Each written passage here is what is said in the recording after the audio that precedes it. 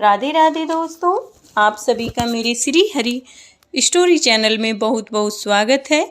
आज हम लेकर आए हैं पुरुषोत्तम मास महात्म्य का 11वां अध्याय, जिसमें द्रौपदी को 5 पति की एक स्त्री होने का वर शिव भगवान देते हैं। तो चलिए बिना देरी करे हुए सभी हम मिलकर 11वें अध्याय का श्रवण करते हैं। नारद जी बोले, हे महामुनि, इस कन्या ने बड़ा कठोर तपस्या की है, जिसे मुनि लोग भी करने में कठिनता मानते हैं।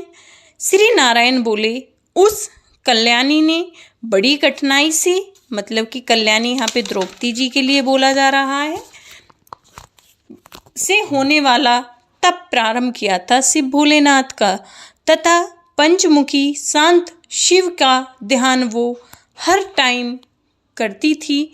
गर्मी में चाहे प्रचंड धूप हो, अग्नि के बीच में बैठकर, हेमंत तथा शीत ऋतु में ठंडे जल में बैठकर तपस्या करती थी। उसका मुख जल में कमल के समान तथा सिर के बाल लेकर शैवार मंजरी से घिरे हुए जल शोभ्यमान लग रहे थे। वह बाला यहाँ पे मैं बार बार बोलती हूँ कि द्रौपदी के लिए बोला जा रहा है। वह बाला वर्षा ऋतु खुले मैदान में वर्षा के जल को अपने शरीर पर लेती थी।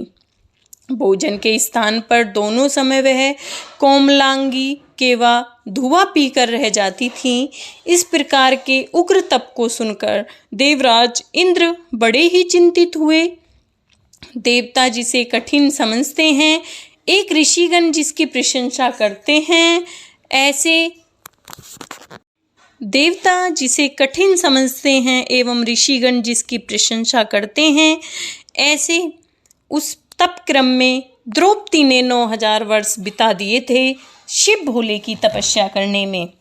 तब जाकर पार्वती पति भगवान शिव उसकी तपस्या से प्रसन्न हुए और एक दिन उसे आकर साक्षात दर्शन दिए।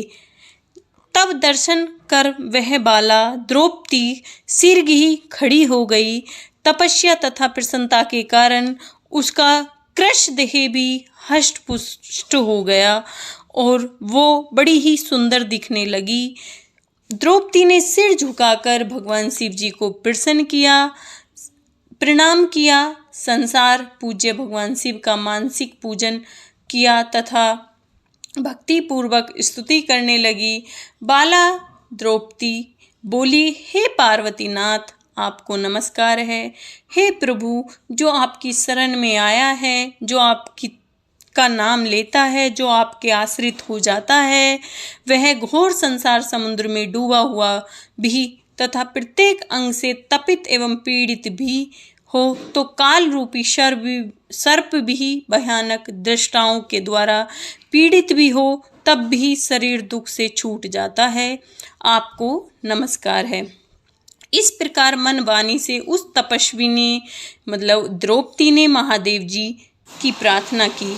हे राजन, फिर भी वह माँ भागी मेधावी पुत्री चुप हो गई। यह कहकर द्रौपदी चुप हो गई। श्री कृष्ण बोले, उसकी प्रार्थना को सुनकर तथा उग्र तप से प्रसन्न हुए भगवान शिव प्रसन्न कमल सरीखे मुख से बोले, हे भद्रे तपस्विनी, तुम दुखी मत हो। जो भी तुम्हारी मनोकामना हो वह हमसे मांग लो, मैं तुमसे प्रसन्न हूँ। राजन, इसको सुनकर वह कुमारी आनंद में डूब गई। मतलब कि द्रौपदी भोले बाबा का ये वचन सुनकर बड़े ही आनंद में डूब गईं और सदाशिव से बोली, भोलेनाथ से बोली, हे दीनानाथ, आप अगर प्रसन्न हैं तो मुझे पति दे, मुझे पति मिले, मुझे पति दीजिए, मुझे पति की कामना है और मुझे सर्वगुण पति चाहिए। तब उस बाला से शिव जी बोले, हे मुनि कन्ये, तुमने मेरे सामने अपने मुख से, मतलब इसमें ये हुआ था कि जो द्रौपदी थी उन्होंने शिव जी के दर्शन पाकर वो खुशी खुशी उन्होंने 5 बार ये बोल दिया था कि मुझे सर्वगुण संपन्न पति चाहिए, मुझे सर्वगुण संपन्न पति चाहिए। उसने 5 बार बोला था। देखो, तुमने मेरे सामने, शिव जी भी यहाँ पे कह रहे हैं कि हे द्रौपदी, तुमने मेरे सामने अपने मुख से 5 बार पति शब्द कहा है, इसलिए तेरे 5 पति होंगे और वे शूरवीर, धर्मों के ज्ञाता, साधु एवं सन्यासियों के समान रहने वाले, सत्य पराक्रमी, यज्ञकर्ता, गुणों से प्रसिद्ध, प्राप्त इंद्रियों को बस में रखने वाले राजा होंगे। श्री कृष्ण बोले। श्री शिवजी महाराज का यह अप्रिय वचन सुनकर द्रौपदी झुककर चतुरता से बोली, हे सदाशिव, गिरिजाकांत, संसार में इस प्रकार मेरा उपहास न कराइए, क्योंकि प्रत्येक स्त्री का एक ही पति होता है। 5 पतियों वाली एक स्त्री कहीं देखी न सुनी है मैंने। हे कृपा निधान, आपके सामने इस प्रकार कहना योग्य तो नहीं है, इससे क्षमा चाहती हूँ। हे प्रभु, मैं आपकी शरण में हूँ। इसे सुनकर भगवान शंकर कहने लगे, हे भीरू, तुम डरो मत। हे बाला, तुम घबराओ मत। अगले जन्म में तपस्या के बल से तू माँ के गर्भ द्वारा उत्पन्न नहीं होगी। उसी जन्म में तुझे ये 5 पति भी प्राप्त होंगे। उन पतियों के साथ अनेक सुख भोग कर तू परम पद को प्राप्त होगी, मोक्ष को प्राप्त होगी।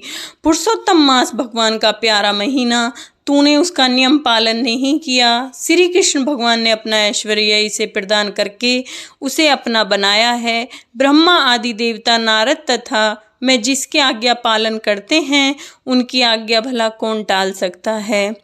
हे मुड़े, हे बाला, तूने संसार पूज्य इस मास का व्रत पालन नहीं किया। हे ब्राह्मण पुत्री, इसी कारण तेरे 5 पति होंगे।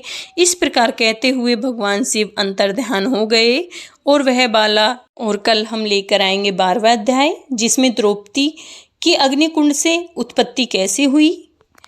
तो प्रिय भक्तों, अगर आपको मेरा थोड़ी भी कथा अच्छी लगी हो तो चैनल को लाइक, सब्सक्राइब और शेयर ज़रूर करें। आपका लाइक और सब्सक्राइब करने से मुझे मोटिवेशन मिलता है। Thanks for watching. बोलिए पुरुषोत्तम भगवान की जय। बोलिए विष्णु